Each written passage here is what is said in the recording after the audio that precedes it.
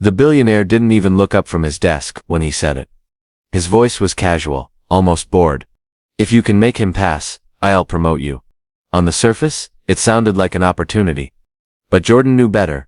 The him in question wasn't just any trainee. He was the company's quiet liability, a senior investor's nephew who had already failed the program twice. The kind of failure no one wanted to put their name on. And the billionaire knew this.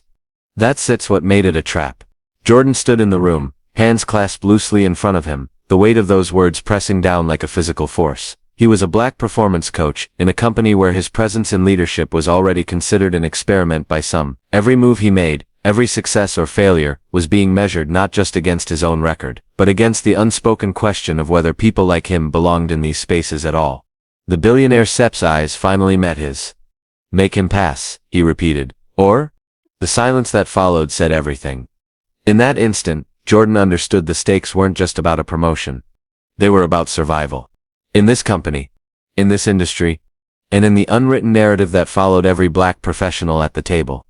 Here's the thing. In performance psychology, there's a concept called the double bind. It's when you're given two options, but both lead to failure. If Jordan refused, he'd be labeled uncooperative. If he agreed and the trainee failed anyway, he'd be blamed. Either way, his credibility would take the hit. And yet, in the middle of that mental calculation, Jordan did something unexpected. He smiled. Just slightly. Because somewhere in the quiet space between the billionaire's challenge and his own heartbeat, Jordan had already begun thinking differently. Not about how to survive, but how to turn the trap into an advantage. He didn't know it yet, but that single decision, that subtle shift in mindset, would set off a chain of events that no one in that boardroom could have predicted. To understand why that moment carried such weight, you need to know where Jordan came from. Before the crisp suits and high-rise offices, he was the son of a public school teacher and a postal worker in a small southern town.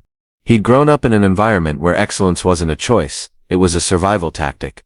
Because every time his parents told him, you'll have to work twice as hard for half the recognition, it wasn't a cliché. It was a map of the terrain. Jordan's path into corporate performance coaching was anything but direct.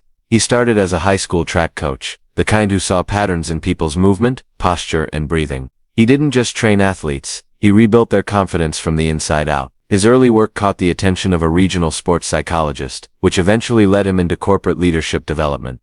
But stepping into the corporate world as a black man with an athletic background was like stepping onto a chessboard where every piece was already in motion, and most weren't moving in his favor. There were the small things. The meetings where his ideas were ignored until someone else repeated them. The client introductions where people assumed he was part of the catering team. The polite but pointed comments about his surprisingly articulate presentations. And then there were the big things. The unspoken ceiling on how far someone like him could rise. The whispered doubts about his fit for executive spaces. Jordan knew the game. The system wasn't built for him to win, not without bending, stretching, and outthinking it at every turn. But that's exactly what made him dangerous to those who underestimated him. He didn't play for validation, he played for leverage. Which is why the billionaire's challenge that day didn't feel random, it was calculated. A loyalty test. A trap wrapped in the disguise of an opportunity. The root cause of this moment went deeper than one assignment. It was the collision of two forces. A leader used to setting impossible conditions to test obedience. A man trained, through lived experience, to see every trap as a potential doorway. Jordan wasn't sure yet how he navigate it. But one thing was certain, if he played this right, this wouldn't just be about making someone pass. It would be about rewriting the rules of the entire game. That night, Jordan sat in his apartment, staring at the city lights beyond his window. The billionaire Sepp's words played in his head like a looping track. If you can make him pass, I'll promote you. It would have been easy to take the straightforward path. Follow the assignment. Overcompensate for the trainee Sepp's weaknesses. Give him just enough to scrape by, secure the promotion, and move on. But here sits what Jordan understood, and what most people in that position never see. If you accept a rigged challenge without changing the rules, you don't win. You just validate the system that set the trap in the first place. The dilemma was sharper than it seemed. On one side was compliance, play along, save the trainee, prove loyalty.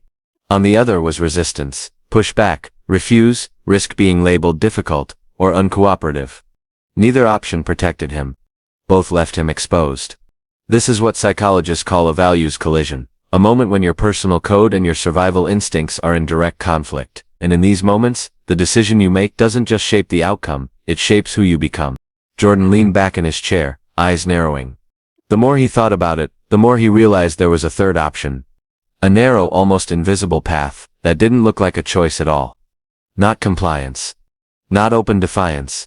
Something else. But walking that path would mean risking more than his job. It would mean playing the billionaire's game in public, while quietly building a second game underneath that no one else could see. He didn't know yet exactly what that would look like. But he knew this. A single action, the right action, could flip the entire outcome. And in that moment, Jordan made a silent vow. If they wanted to test him, he would let them.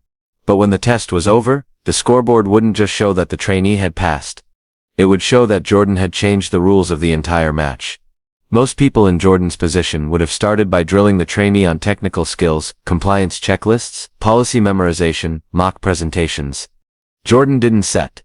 Instead, he did something counterintuitive. For the first 3 sessions, he barely touched the official training material. He just observed. He noticed the way the trainee's shoulders slumped the moment a question got hard. The way his breathing quickened before delivering an answer, a telltale sign of anxiety. The way his eyes flickered toward the exit door when confronted with direct feedback. It wasn't set laziness. It was fear. Fear of looking foolish. Fear of not belonging. Fear of being exposed. Here's the thing most people don't realize. Performance failure often has less to do with ability, and more to do with psychological load. When the mind is overloaded by self-doubt, the body follows. Jordan's edge, the one that most of his corporate peers didn't even know existed, was that he could read a person's pattern of collapse. He could see, in real time, the exact moment where belief gave way to panic, and he knew how to rebuild that belief from the inside out. He started small. Deliberate, almost invisible adjustments. He taught the trainee how to stand in a way that tricked the nervous system into feeling grounded. How to control his breathing to slow down racing thoughts. How to answer questions in 3 beats, so the mind had just enough space to process without scrambling. No one outside that room would have noticed the changes. But Jordan did. And quietly, so did the trainee. There was one moment, late on the 4th day, when the trainee got a question wrong, but instead of spiraling, he steadied himself, took a breath, and tried again. That was the first win. A small one. But a win nonetheless. Jordan didn't celebrate it out loud. He just made a mental note. The system expected this man to fail. The billionaire expected this man to fail. And if Jordan played this right, the success wouldn't just be the trainees, it would be a very public fracture in the billionaire's power play. He didn't know it yet, but the more progress they made, the more resistance they would face. And it was coming faster than he thought. By the 2nd week, word had spread. Not about the trainee's progress, but about the fact that Jordan was working with him at all. In an environment like this, information didn't just leak, it traveled with intent. Colleagues began dropping by the training room uninvited. Supervisors who never paid attention to Jordan's sessions, suddenly had urgent reasons to observe. The message was clear. They weren't just watching the trainee. They were watching him. It escalated one Thursday morning. The billionaire called for a mid-program evaluation, a surprise check-in that wasn't part of any official policy. The test was brutal, a panel of senior executives firing rapid-fire questions in front of a crowded conference room. Jordan could see it in the trainee's posture the moment they walked in. Shoulders tight, jaw clenched, eyes darting. Fear was back. And this time, the stakes were public. The first 2 questions went smoothly. Then, a trick question about an obscure policy detail, something Jordan knew they'd never covered, sent the trainee into a tailspin. The hesitation was brief, but in a room like that, brief was enough. Snickers rippled through the back row. One executive shook his head, already writing the failure in his mind. Jordan felt the old heat rise in his chest. The familiar mix of anger and clarity that came when he saw the game being played. He couldn't answer for the trainee. He couldn't stop the performance. All he could do was watch, and trust that the foundation they'd built would hold. But it didn't set. By the time the session ended, the trainee looked gutted. And the billionaire, seated in the corner, arms folded, wore the faintest trace of a smile. Later that afternoon, the email came. Final evaluation moved up. Monday morning, no extensions. Jordan sat at his desk, staring at the screen. This was the breakpoint the system was designed to create, the moment where pressure strips away progress and forces a collapse. And for the first time since he'd taken the challenge, Jordan wondered if he had miscalculated. That Friday night, the office was empty. Jordan stayed behind, the hum of the city faint through the glass walls. The trainee had left hours ago, still carrying the weight of that public stumble. Jordan sat in the dim light, replaying the scene in his head, the smirks, the interruptions, the deliberate gotcha questions. It wasn't just about whether the trainee could pass. It was about how they wanted him to pass, broken, dependent, stripped of confidence, indebted to the billionaire. And that sets when it clicked. The system didn't actually fear failure. It feared self-sufficient success, the kind no one could claim as their own doing. Here, sets what that moment teaches us. When the rules are designed to control the outcome, you don't win by playing harder. You win by changing what counts as victory. Jordan pulled out a legal pad and started writing. Not the official training checklist. A different kind of plan. Step 1. Strip away everything unnecessary. Forget the corporate jargon and rehearsed scripts. Focus on core skills that worked anywhere, under any pressure. Step 2. Simulate chaos, interruptions, trick questions, deliberate noise, until the trainee could remain unshaken no matter the environment. Step 3. Reframe the final evaluation in the trainee's mind, so that the panel wasn't an enemy, but a stage. This wasn't about passing anymore. This was about owning the room. The next morning, Jordan called the trainee in early. He didn't ask how he was feeling. Instead he dimmed the lights, set a single chair in the middle of the room, and began the most intense series of drills the trainee had ever experienced. Every hesitation was challenged. Every slip in posture was corrected. Every ounce of doubt was confronted head-on. And somewhere in the middle of that marathon session, Jordan saw it, the shift. The trainee's eyes sharpened, his shoulders squared without prompting. He answered a question wrong, and didn't flinch. A quiet resilience had started to take root. Jordan knew they didn't have much time. But for the first time, he felt something he hadn't let himself feel since the billionaire issued the challenge. This could work. From Saturday morning through Sunday night, the training room became their battleground. No coffee breaks. No small talk. No distractions. Jordan had stripped the process down to essentials, like sharpening a blade. Every exercise was purposeful, every question layered with hidden intent. If the panel tried to unsettle the trainee with an aggressive tone, Jordan made sure he'd already faced worse. If they interrupted, he'd already practiced holding his ground, without raising his voice. If they threw in irrelevant challenges, he'd already mastered the art of redirecting with quiet confidence. Jordan didn't tell anyone about these sessions. Not the billionaire. Not the other trainers. He wanted no outside interference, no whispers about special treatment or last-minute cramming. This was their work, invisible to everyone but them. And slowly, without applause or recognition, the wins began to stack. On Sunday afternoon, Jordan threw a curveball. A full mock evaluation with half the company watching. Except they weren't watching. Jordan had quietly arranged for them to be in the room, working on their own tasks, creating background noise. The trainee had to perform with printers running, phones ringing, and people talking over him. It was brutal. But he held. Not perfectly, but better than Jordan had seen all week. That night, as they wrapped the final session, Jordan didn't give a pep talk. He simply said, "Tomorrow, you don't need to be perfect, you need to be undeniable." The next morning, the real evaluation room was full before they even arrived. Executives lined the walls. The billionaire sat in his usual corner, arms folded. Jordan didn't sit in the front. He stood in the back, silent. This was the moment, not for him to lead, but to watch. And as the first question landed, he saw it, the steady breath, the grounded stance, the calm eyes. The quiet climb had worked. What no one in that room knew yet was that the climax of this game was seconds away. The first 3 questions went smoothly, measured answers, confident delivery, just enough detail to show mastery without overreaching. The panel shifted in their seats, some visibly surprised. This wasn't the trembling figure they expected. Then came the turning point. One of the senior executives, a man who had openly mocked the trainee in earlier meetings, leaned forward with a smirk. He asked a question so obscure, so far outside the expected scope, that it was clearly meant to trip him. In the past, that would have worked. But not today. The trainee paused, breathing in through his nose, grounding himself just as Jordan had drilled. Then, calmly he said, "I don't have the exact policy reference for that, but here's how I would approach solving it." And in under a minute, he outlined a precise, actionable strategy that didn't just answer the question, it reframed the problem entirely. The smirk faded. A murmur rippled through the room. By the halfway mark, the trainee was doing more than passing, he was teaching. When one panelist tried to interrupt, he acknowledged them without losing his train of thought. When another threw out a gotcha detail, he integrated it into his answer like it belonged there. Jordan could feel the shift in the room. The evaluation was no longer a hunt for mistakes.